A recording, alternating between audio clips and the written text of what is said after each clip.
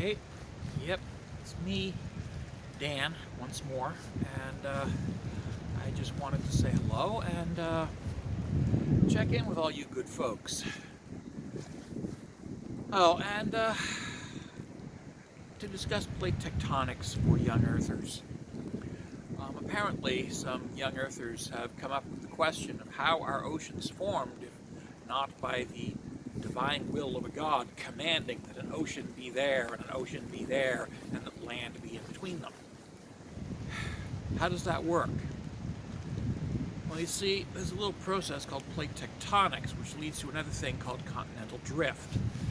And this has been verified scientifically repeatedly by people who include many Christians, Muslims, Jews, Hindus, Buddhists, Zoroastrians, Wiccans, polytheists of other sorts, Shinto, Taoist, etc., etc.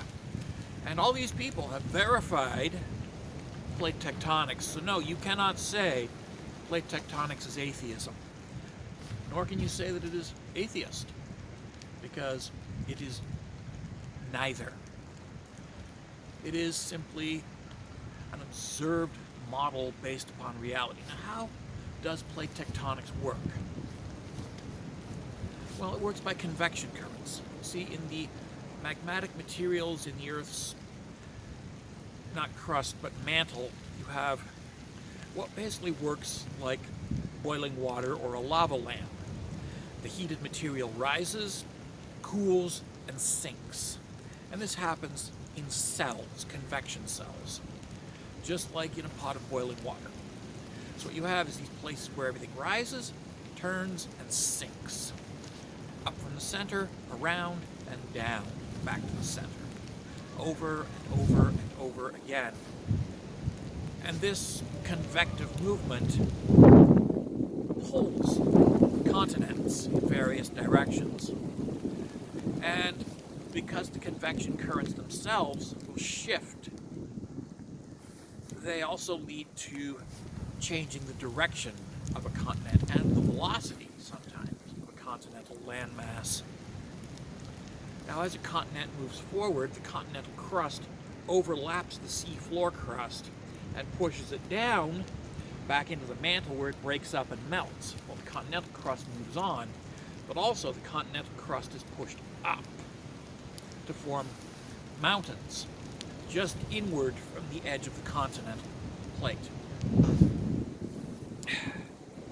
So you have mountain building, continental drift, and the formation of oceans as continents drift apart from one another, creating open spaces that fill with seafloor crust, which is heavier, denser, and more boring than continental crust.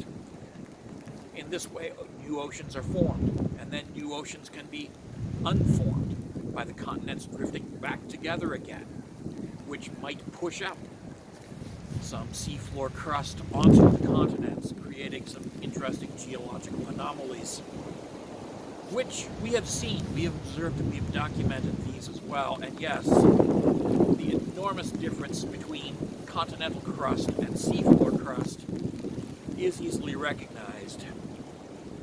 Any first-year geology student can tell the difference.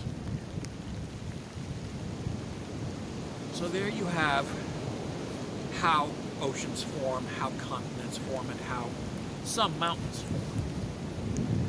Other mountains are formed by simple volcanic activity, which is when a particularly hot plume of magma goes up, drills a hole in the continent, and then continues to build up this magma that forms a mountain. That's how some mountains form as well. When two continents collide, they crumple to form mountains. When one continent goes over another, it crumples to form mountains.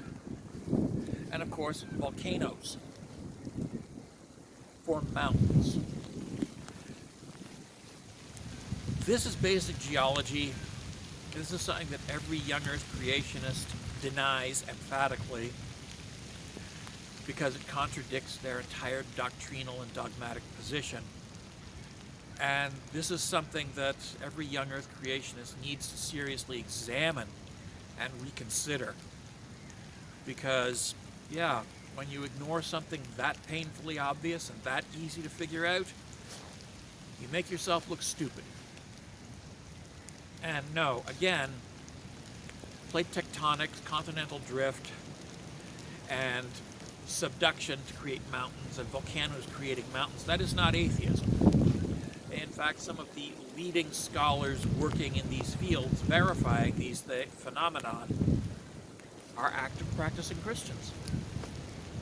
Active practicing Christians. So yeah, you cannot call it atheism.